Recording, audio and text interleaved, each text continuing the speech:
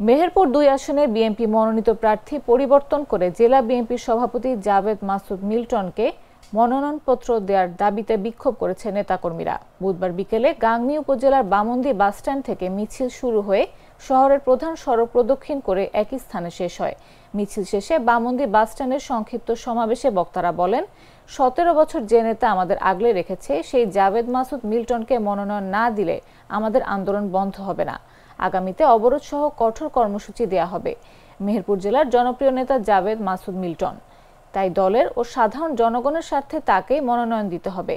জাভেদ মাসুদ মিল্টনকে মনোনয়ন না দিলে এই আসনটি হারাবে বিএনপি।